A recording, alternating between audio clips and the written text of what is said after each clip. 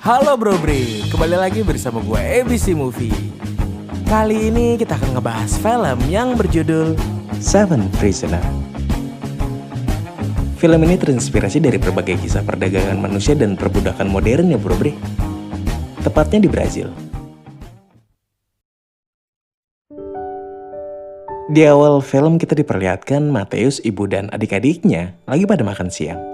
Terlihat ibunya memberikan hadiah pakaian ke Mateus dari sebagian penghasilannya. Mateus sempat menolak dan bilang lebih baik uangnya buat makan aja. Mateus yang berasal dari keluarga miskin bertekad untuk jadi orang sukses dan membahagiakan keluarganya. Dia pun ingin pergi ke kota untuk mewujudkannya. Sebelum pergi, kita diperlihatkan sedikit kegiatan dia di desa. Lalu gak lama kemudian, seorang agensi bernama Gilson pun datang menjemputnya untuk bekerja di kota. Mateus pun berpamitan dengan keluarganya dengan harapan bisa membahagiakan mereka nanti.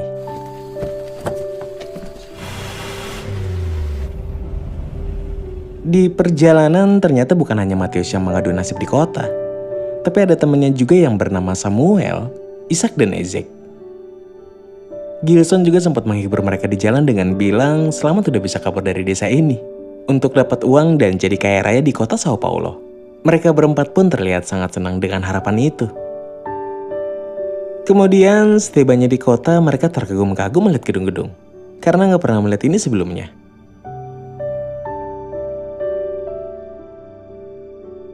Nggak lama mereka pun sampai di tempat mereka bekerja dan bertemu dengan bos mereka bernama Lucha. Lucha pun langsung mengantar mereka ke kamarnya dan meminta KTP mereka. Tapi sebelum itu Mateus bertanya tentang kontrak kerjanya. Tapi si bos malah mengabaikannya dan bilang besok jam 5 pagi mereka akan langsung mulai bekerja. Lucha juga ngasih uang $4 buat makan malam mereka berempat nanti. Kemudian saat malam harinya mereka pergi keluar untuk cari makan malam. Mereka melihat gedung-gedung dan menghayal gedung itu nanti akan jadi milik mereka.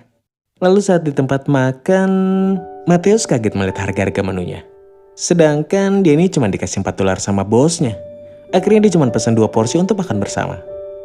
Singkat cerita besok paginya, Luca mengajari mereka tentang pekerjaannya. Dan setelah diajarin mereka pun mulai bekerja sebagai pengepul barang rongsokan. Vide aí, cada pega canto. Cara.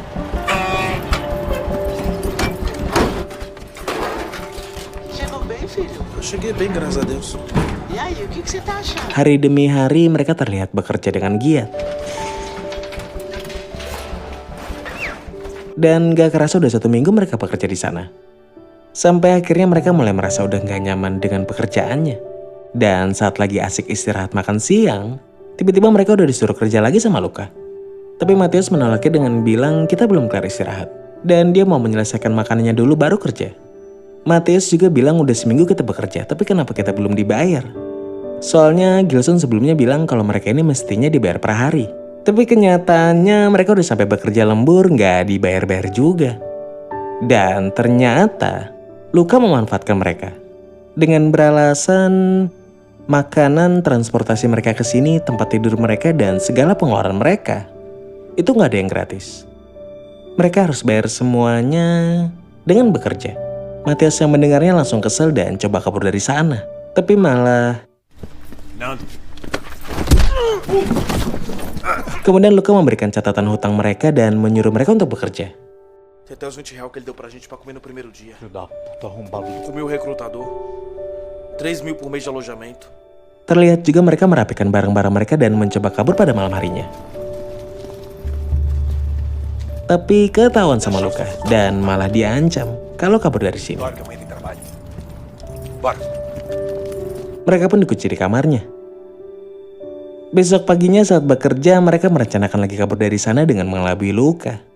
Kita diperlihatkan Samuel berpura-pura kesakitan.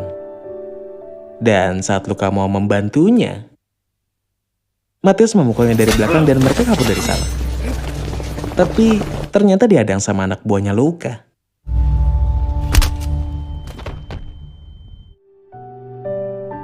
Lagi-lagi mereka gagal keluar dari sana. Ishak juga yang sebelumnya berhasil kabur duluan tertangkap di luar sama polisi bayarannya Luca. Luca yang kesal pun menghukum mereka dengan melarang mereka mandi dan makan. Dan siapa aja yang berani kabur dari sini, keluarga mereka akan terancam di desa. Mereka hanya boleh bekerja untuk melunasi hutang mereka. Singkat cerita, mereka selalu bekerja setiap harinya tanpa mencoba kabur lagi.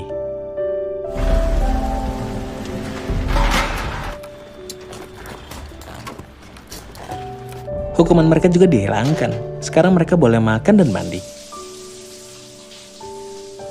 Setelah itu di kamar, terlihat Ishak sempat berdebat sama Matthews kenapa cuma mukul bosnya.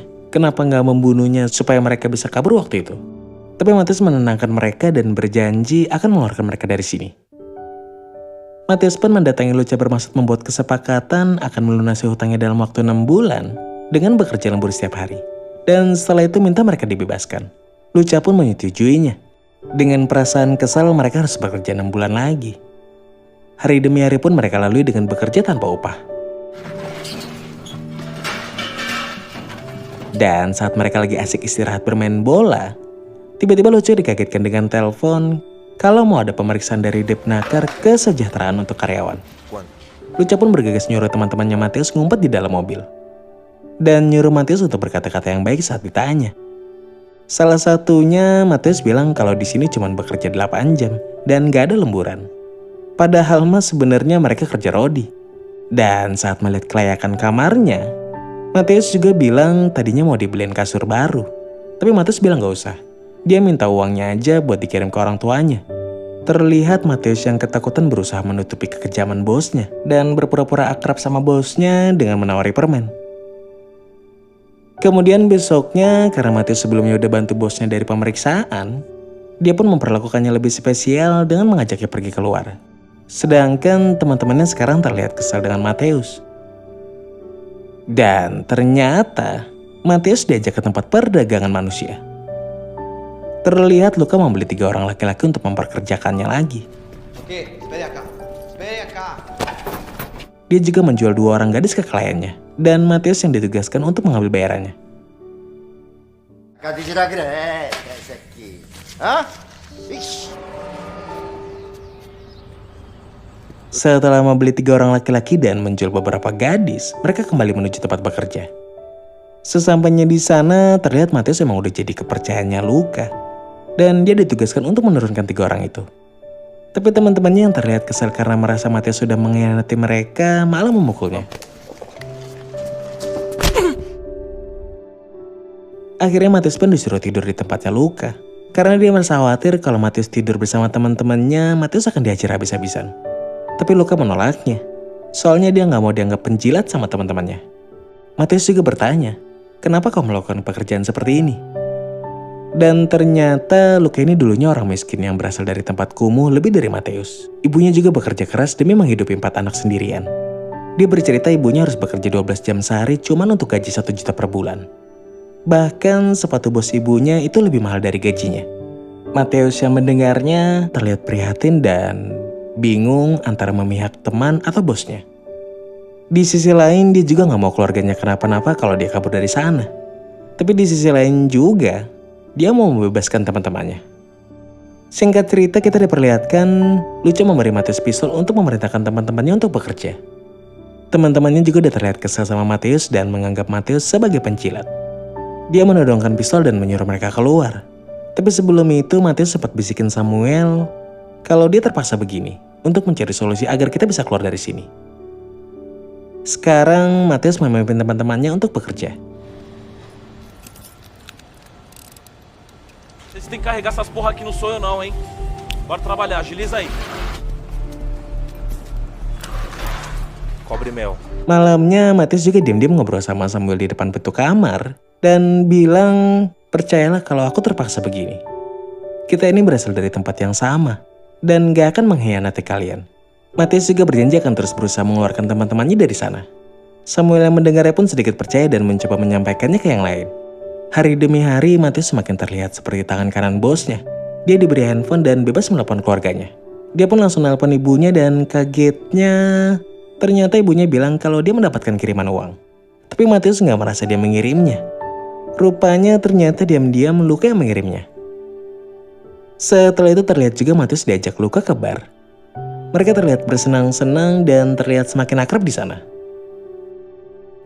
Dan karena semalaman di bar, pagi harinya Luca terlihat capek terus langsung mau tidur. Dia pun menaruh pistolnya di meja. Kemudian Matius yang melihat pistol itu mau menembaknya.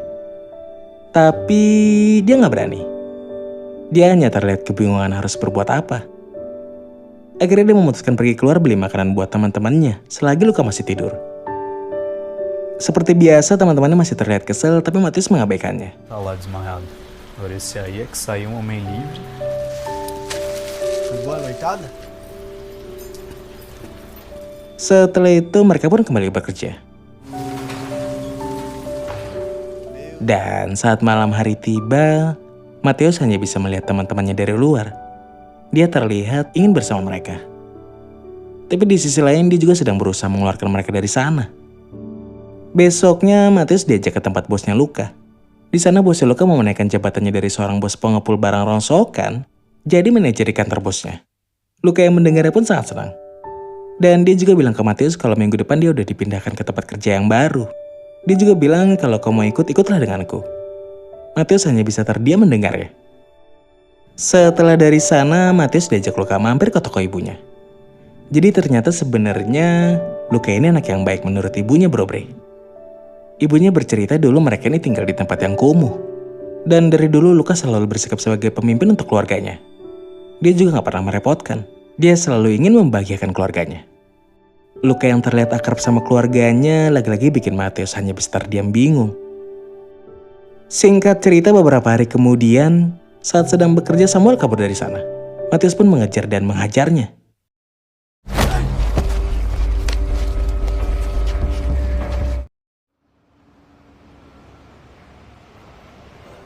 Dan dengan terpaksa Matius menuruti perintah Luka menelpon polisi bayaran untuk mengancam ibunya Samuel. Lalu saat malam harinya dia udah dapat kiriman foto ibunya Samuel udah diancam polisi bayaran. Samuel yang melihatnya pun terlihat sangat emosi sama Matius.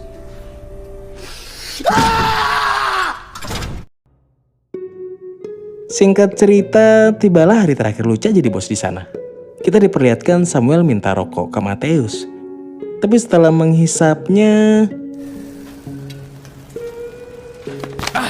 Matius pun langsung kabur dari sana. Dan ternyata, Matius juga ikut ke tempat kerja yang baru sama Luka. Teman-temannya hanya bisa melihat dia dengan tatapan kesel dan sangat kecewa. Di perjalanan pun, Matius hanya bisa diam, dan diam. Dia juga melihat ke bekas luka di tangannya. Dan kemudian... Tomat. Gimana menurut kalian tentang film ini, Bro Bre? Menegangkan dan melemaskan, ora?